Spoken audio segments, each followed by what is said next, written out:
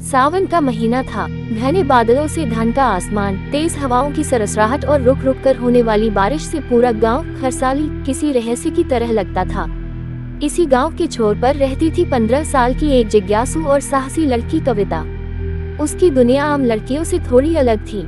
उसे गुड़ियों से नहीं, पुराने खंडहरों और वीरान इमारतों से लगाव था। कहानियों में जब भी कोई पुरानी हवेली, भूला बिसरा राज या गुमनाम मौतों की चर्चा होती, उसकी आंखें चमक उठती। कविता का घर जंगल के रास्ते पर था और उस रास्ते पर करीब आधा किलोमीटर दूर एक पुराना खंडहर था। लोग कहते थे कि वहाँ कभी एक स्कूल चलता था, लेकिन कुछ रहस्यमय घटनाओं के बाद वह बंद कर दिया गया। अब वो इमारत टूटी फूटी थी, दीवारों पर काई जमी हुई और झाड़ियों में छुपी हुई। गांव वाले उस जगह को भूतिया स्कूल कहते थे। कविता की माँ हमेशा उसे चेतावनी देती, कविता, उस ओर मत जाना, वहाँ कुछ अच्छा नहीं है। लेकिन कविता का मन रहस्य को जानने को मचलता रहता। एक दिन जब बारिश कुछ देर के लिए थमी, वह अपने छोटे से बैग में एक नोटबुक, मोबाइल और कैमरा लेकर चुपचाप घर से निकल गई। रास्ता कीचड़ भरा और फिसलन वाला था, लेकिन कविता की नजरें सिर्फ उस खंडहर पर थीं। खंडहर के पास पहुंचते ही ठंडी हवा ने उसका स्वागत किया। पेड़ ऐसे झुक रहे थे जैसे कोई फुसफुसा रहा हो। कविता ने धीरे से एक टूटी खिड़की से भीतर झांका। अंदर हर चीज धूल और जाले से ढकी थी। दीवारों पर बच्चे की पुरानी पेंटिंग्स अब डरावनी आकृतियों जैसी लग रही थी। अचानक एक कोना हिलता हुआ दिखाई दिया। कविता डरकर पीछे हटी, पर जब ध्यान से देखा तो वो सिर्फ टूटा दरवाजा था जो हवा में हिल रहा था। साहस जुटाकर वह भीतर गई। तभी उसकी नजर एक जमीन से नीचे जाती छोटी सी सीढ़ियों वाली जगह पर पड़ी, जैसे किसी तहखाने का रास्ता हो। सीढ़ियां अंधेरे में डूबी हुई थीं। उसने मोबाइल की फ्लैशलाइट जलाकर नीचे उतरना शुरू किया। वहाँ बहुत ठंडक थी, एक अजीब सी गंध भी। दीवारों पर अजीबोगरीब खरोंच के निशान थे, जैसे किसी ने नाखूनों से मदद मांगने की कोशिश की हो।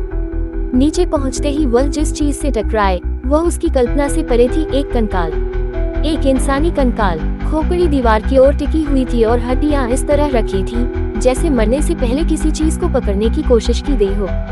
कविता कुछ पलों तक जड़ हो गई। उसकी सांस रुक गई थी, हाथ कांपने लगे थे, पर डर के नीचे एक सवाल लगातार सिर उठा रहा था, ये कौन था और यहाँ कैसे आया? कंकाल के पास एक लकड़ी का पुराना जंग लगा डिब्बा पड़ा था। उसने हिम्मत कर उसे खोला।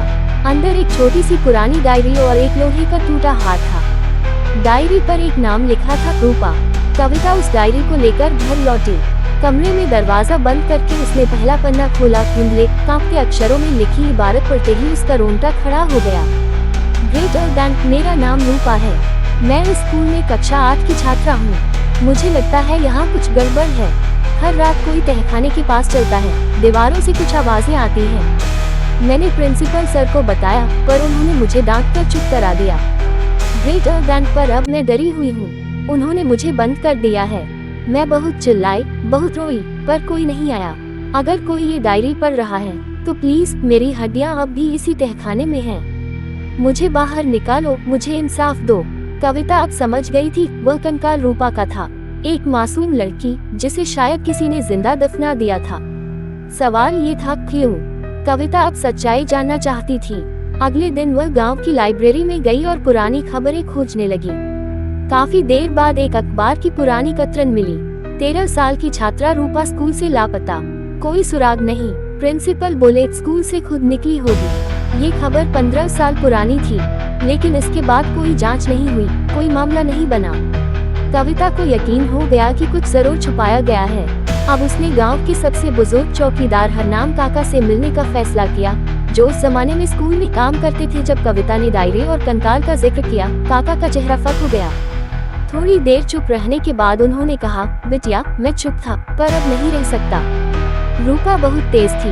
प्रिंसिपल की गलत हरकतों को देखकर उसने आवाज उठाई थी। एक दिन स्कूल के स्टाफ रूम में उसकी बहस हो गई और फिर वो गायब हो गई। आपने कुछ देखा था? कविता ने पूछा। काका बोले, मैंने देखा था। उस रात प्रिंसिपल उसे तहखाने में ले जा रहे थे। उसके चिल्लाने की आवाज सुनी थी, पर उस वक्त डर के मारे मैं कुछ न कह सका। अब कविता ने ठान लिया था, रूपा को इंसाफ दिलाकर ही रहेगी। वह सारी जानकारी लेकर अपने गांव के पत्रकार रवि सर के पास गई। उन्हें डायरी, तस्वीरें और हरनाम काका का बयान दिखाया। रवि सर ने तुरंत पुलिस को सूचित किया। पुलिस ने खंडहर की खुदाई की। कंकाल को बाहर निकाला गया।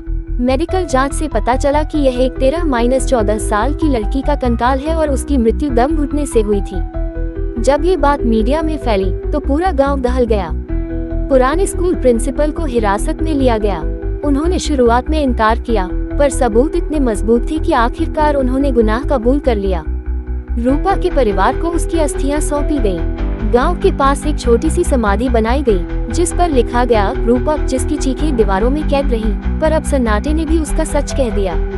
कविता आज भी उस रात को नहीं भूलती जब वह पहली बार उस तहखाने में उतरी थी। उसका कैमरा अब भी उस कंकाल की तस्वीरें अपने भीतर संजोए हुए है।